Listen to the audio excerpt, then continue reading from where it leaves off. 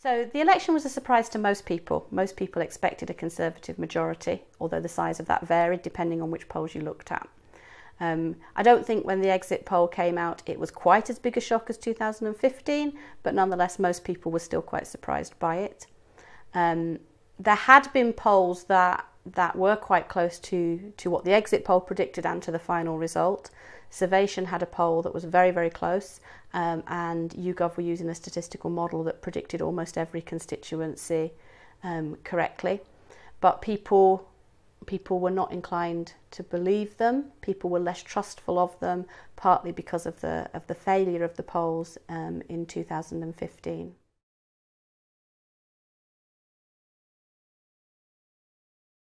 So the turnout in this election was up on 2015 and 2010. In fact, it was the highest turnout since 1997 at 69%. So in some senses, that's a positive message that turnout was going up. But if we put it into a longer historical context, it's still lower than every post-war election between 1945 and 1997, where the average was always well over 70%. So it is an upward trend, and it's the highest point since 1997, but it's certainly not record turnout.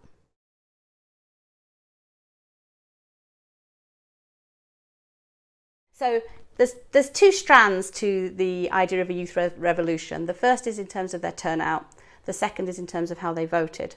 In terms of their turnout, there was an increase in youth turnout, but not to the level of 72% that was being thrown around immediately after the election.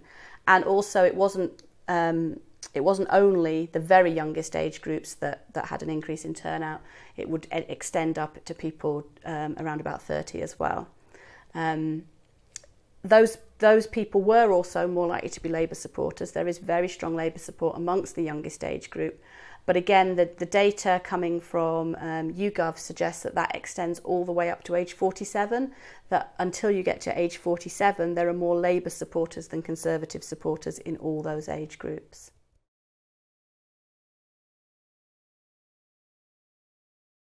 Turnout went up where there were more ethnically diverse populations. That's not necessarily to say that it was ethnic minorities that were more likely to turn out, but that's a characterisation of the areas. Those more cosmopolitan areas had higher turnout.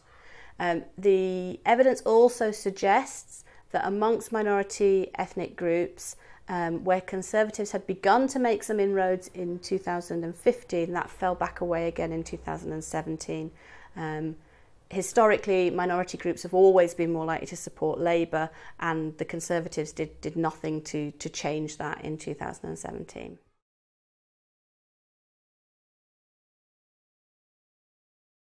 Okay, so I think there was a lot of talk early on in the campaign of UKIP as a gateway drug was the term used for voters switching from Labour to the Conservatives via UKIP.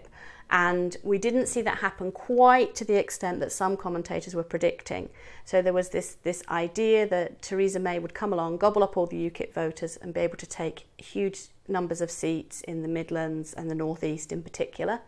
At the moment, it looks as though about 60% of 2015 UKIP voters went to the Conservatives, and maybe between 16 and 20% went to Labour.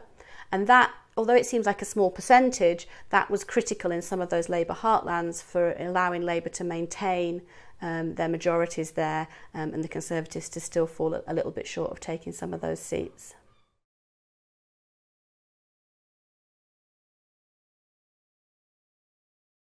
It was being shown in the polls before the election that they were set to gain some seats in Scotland, and they did actually gain a number of seats from the SNP in Scotland. Which was certainly a surprise to many English commentators who expect Scotland to be a sea of red and then more latterly a sea of SNP seats. But interestingly, Labour also took seats from the SNP in Scotland. So Scotland went from this almost homogenous mass of SNP seats back to a more mixed picture.